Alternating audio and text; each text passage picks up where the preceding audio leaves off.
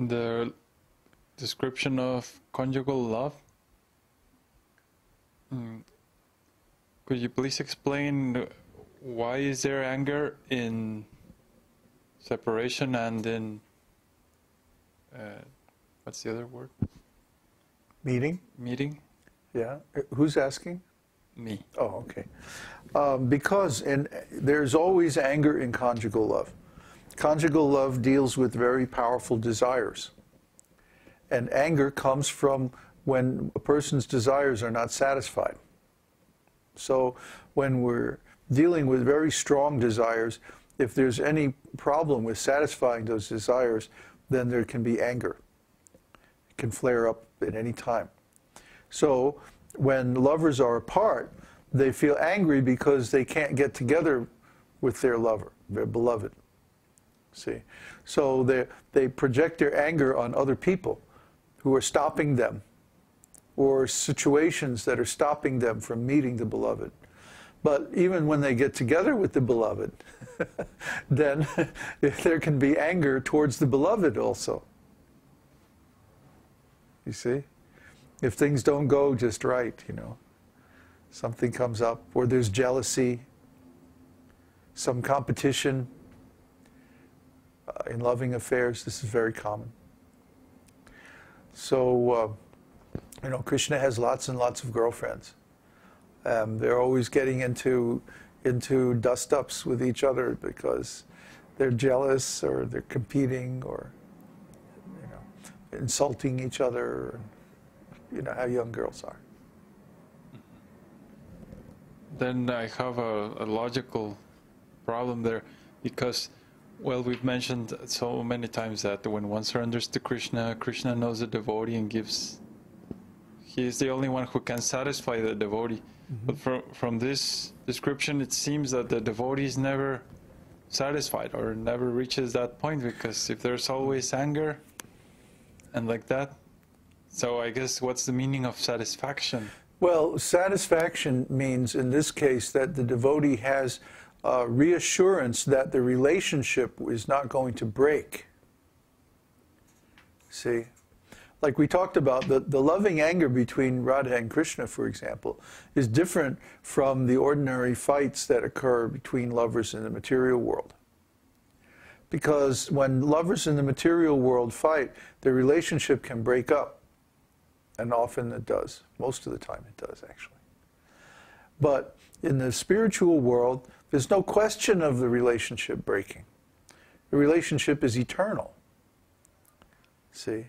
So that loving anger that's expressed in the relationship between Radha and Krishna especially is of a completely different type. It never threatens the relationship itself. The relationship is unbreakable. So it becomes another means of exchanging affection.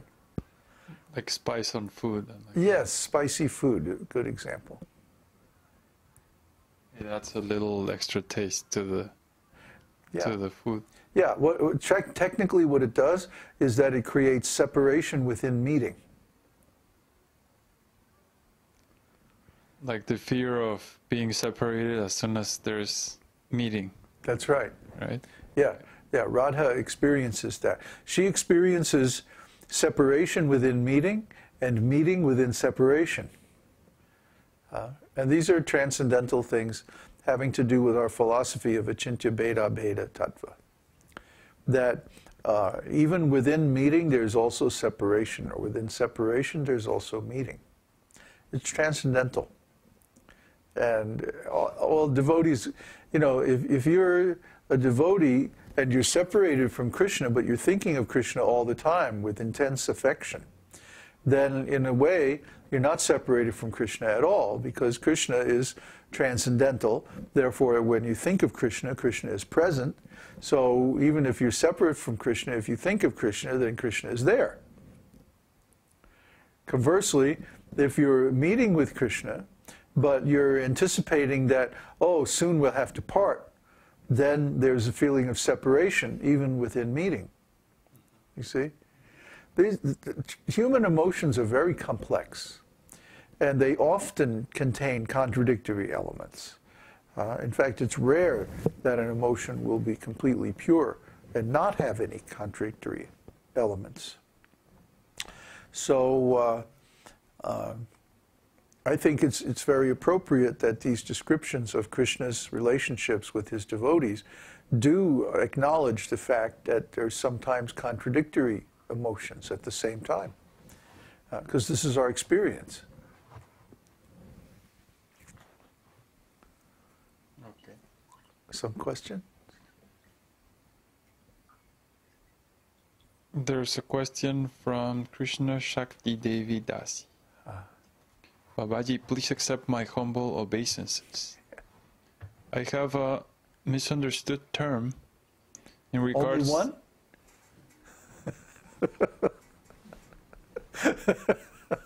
Go ahead. I'm just kidding. In regards to the lotus feet of Krishna, when you meditate the lotus feet of Krishna, do you imagine a lotus flower under Krishna's feet? Can you describe the lotus feet of Krishna? Well, sometimes we see Krishna's lotus feet pictured as him standing on a lotus flower, with his feet on the lotus blossom. That's one way to think of lotus feet. But the reason why they're called lotus feet, well, a couple of reasons. One is that they're very, very beautiful, like a lotus flower. A lotus flower is considered like the epitome of beauty in the material world because the form of the lotus flower is so perfect. But there's another reason too, which is that there's actually the mark of a lotus, or the figure of a lotus on Krishna's feet in the lines. Everybody has lines on their hands and feet, and there's a whole science of how you can read those lines. And the different lines mean different things. And it's not that they are like a picture of a lotus or a flag or the different things that appear on Krishna's feet and hands. But they are lines that are called these things because they have some resemblance. Not an exact resemblance maybe, but figurative resemblance. So the appearance of the figure of a lotus on someone's feet is an indication that they are a divine being, because this mark doesn't happen on just anybody's feet. It only happens on the feet of special living entities who are very great personalities, meaning an incarnation of the Lord. So the fact that Krishna has lotus feet refers to these marks, special marks.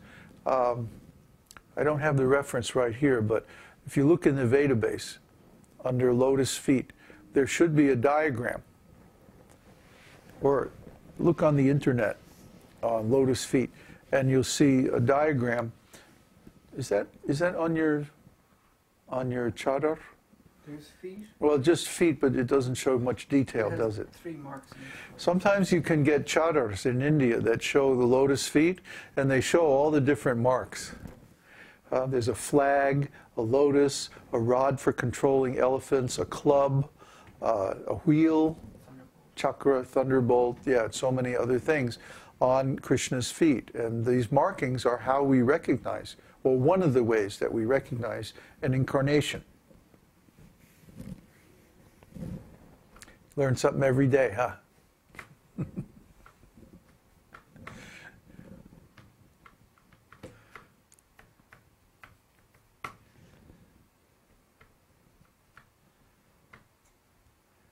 Any more questions? Not in the chat.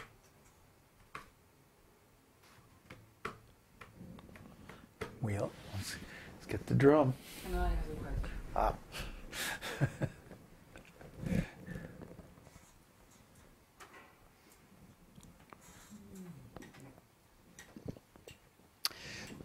You said at the start of the Darshan that we follow in the path, the footsteps of another devotee who is kind of in your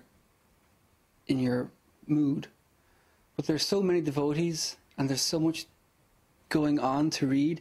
How do you even begin to find a devotee who and then you follow that path and right and right, so it's a constant switching. Well, how do you find your favorite color M&M? You try them all. That's exactly right. You try, by reading the Shastras and the different stories of Krishna and his devotees, it's like you get to vicariously experience all the different flavors. And gradually, one or maybe a small group of them will become your favorites. And you'll want to read them again and again and think about them. And then you become attracted to this form of service that's expressed in the pastimes, in the stories. So then you start meditating on yourself performing a similar service. Not that you become that devotee, but that you perform a service that's similar, at least